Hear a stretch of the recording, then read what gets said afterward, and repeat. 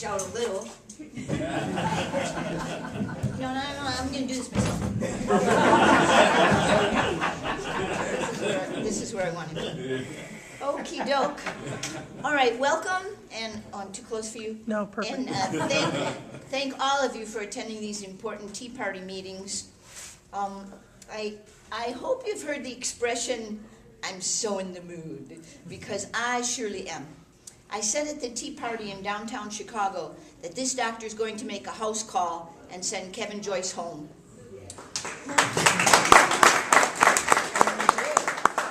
And who knew the power of words, as Kathy said, or Dr. Ward said, because God has parted the Red Sea for us. And as you know, Representative Joyce is stepping down. So this has cleared the way for us. And with your help and support, I will fill that seat, but I will not be sitting down. I've been reading the tea leaves, and the future says that it can be better with much hard, honest work.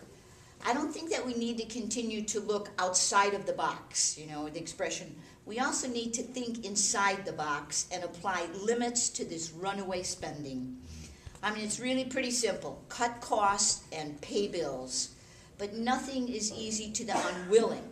But I am ready and willing to serve you to the best of my capability.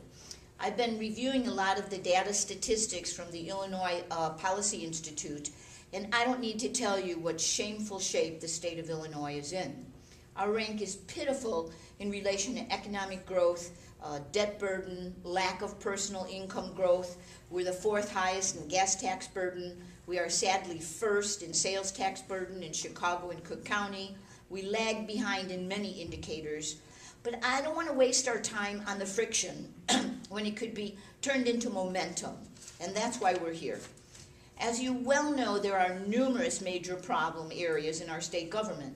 So for this evening, I wanted to share a priority list, very short, from what I hear you saying and from my perspective. Our top 3 needs. Number 1, obviously, everyone could say here, job creation. That involves economic development and entrepreneurship. Unemployment and wage cuts are devastating, and then that results in a subsequent drop in state revenues. We need to provide reasonable tax credit for each new full-time job that's created. Small businesses are the backbone of our survival. A small business is an independent business that has less than 500 employees. Actually, 52% are home-based and 2% are franchise. Small business employs just over half of all U.S. workers. Also want to mention about right to work. As you know, Illinois does not have a right to work law. Provisions under the Taft-Hartley Act, Section 14B, prohibited agreements between trade unions and employers, making union membership and dues a condition of employment. So far, 22 states have specific right to work laws, and I think Illinois needs to be the next state to do so.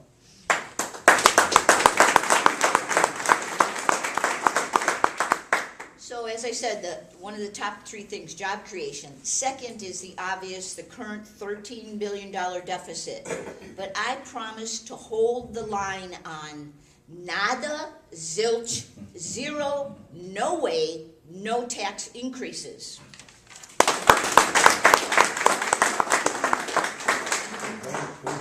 In medicine, everything is benefit versus risk. So too in the government. We must balance the spending versus the revenue. The upcoming budget from the federal part is more than $55 billion for the state of Illinois. The general revenue fund is about half of that.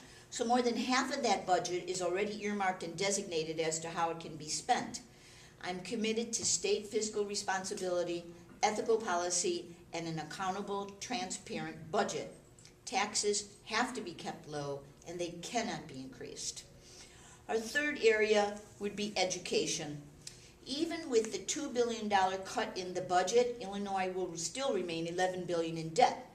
All of those spending cuts, $1.2 billion is coming from education. That represents a 17% cut. The American Recovery and Reinvestment Act is coming to an end, and we can no longer count on these funds to sustain our current support of education. Many of the school districts with the highest per capita spending, including Chicago, report the worst academic performance. So clearly money is not the answer. Most achievement gains have been as a result of school choice. School choice means parents are free to choose which schools their children attend, and so parents are free to choose which schools their children attend, and then the public funding follows the students. We have to continue to expand parental choice in education. Some of the other vital areas are, of course, healthcare, as Dr. Ward was talking about, healthcare and healthcare reform. Obamacare must be repealed before it...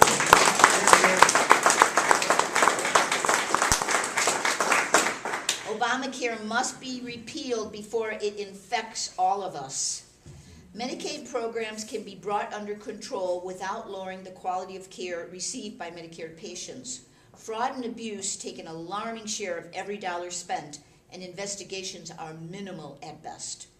Transparency. Open the books, weed out the corruption, and question everything. Transparency allows people to connect the dots and see who's asking for money, who authorizes what spending, and who benefits from the funding. On Second Amendment rights, the right of the people to keep and bear arms shall not be infringed.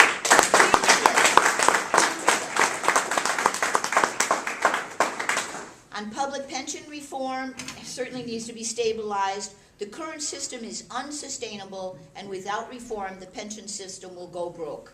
The gravy train is on a runaway track. What we need is a two-tiered system. Any new qualifiers now will not get all the great benefits that they got previously, and we're coming down to planet Earth reality as to what those pension plans will contain. Yeah, absolutely. Right. So regarding the 2011 state budget, on May 27, 2010, the Illinois legislature passed a budget for fiscal year 2011 with a $13 billion shortfall that Business Week described as built on borrowing, unpaid bills, and one-time revenue maneuvers. Legislators, rather than setting up specific spending levels for each state program, approved just lump sums that Governor Pat Quinn will dole out. Quinn will have to decide where to cut spending and how much, and the legislature also gave him the power to divert money set aside in special purpose funds.